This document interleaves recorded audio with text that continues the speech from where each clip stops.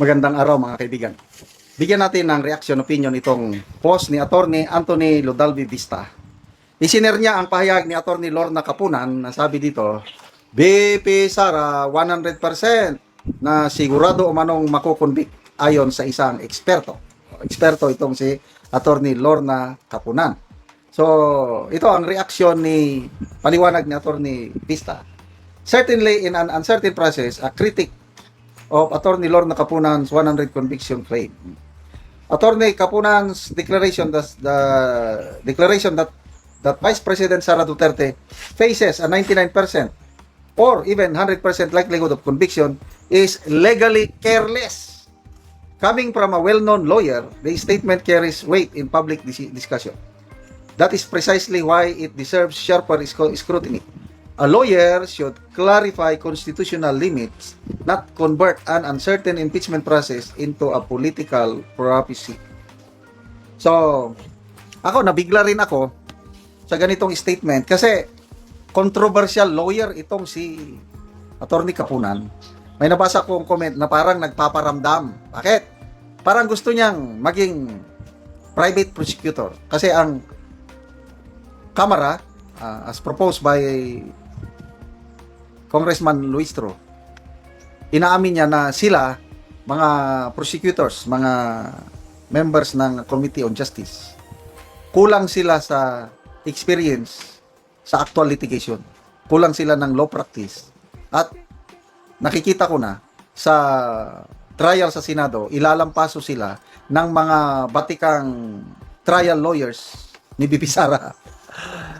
Yung mga kinuhang abogado ni BP Sara, abogada, matagal na sa profession nila, lalo na yung Attorney Sigfrid Fortun, more than 40 years na siya sa law profession eh.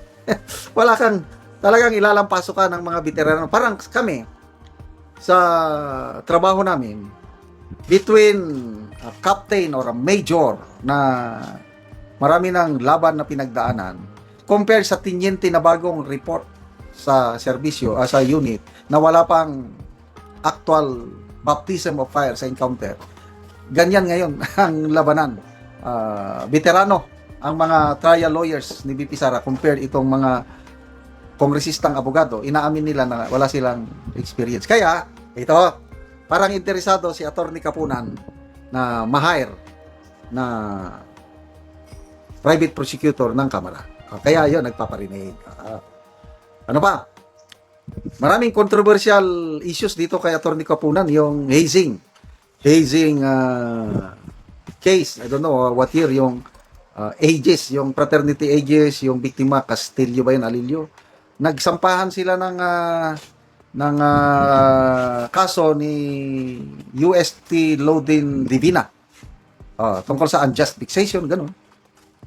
Sa una, nanalo itong si Attorney Capunan sa Municipal Trial Court. Nanalo siya.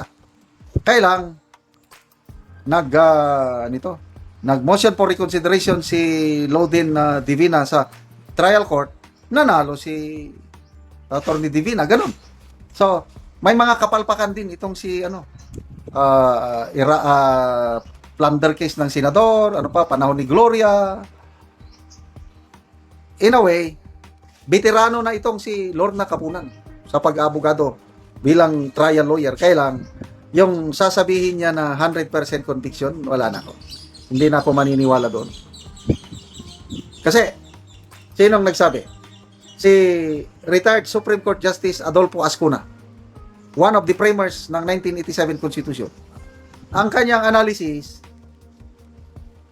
they lack the numbers. Ibig sabihin, the prosecutors, the House, lack numbers in the Senate. Ang basa ni Justice Ascuna is matatalo ang impeachment. Walang conviction na mangyayari sa kay BP Sara. Kaya nga, dito pa lang sa Committee on Justice na hearing, yon sinisira na nila ang credibility ni BP Sara. Ganun ang opinion ni Justice Ascuna.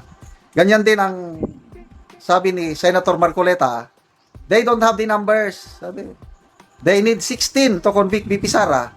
15 lang ang majority senators. How can they convict? Yung siyam na minority, solid yan. So, Anong basihan ni Attorney Lorna Kapunan na 100% ang sino pa? Political strategist. Mr. Lito Banayo, anong sabi niya? 4 lang ang senador ang siguradong boboto ng conviction. Sino?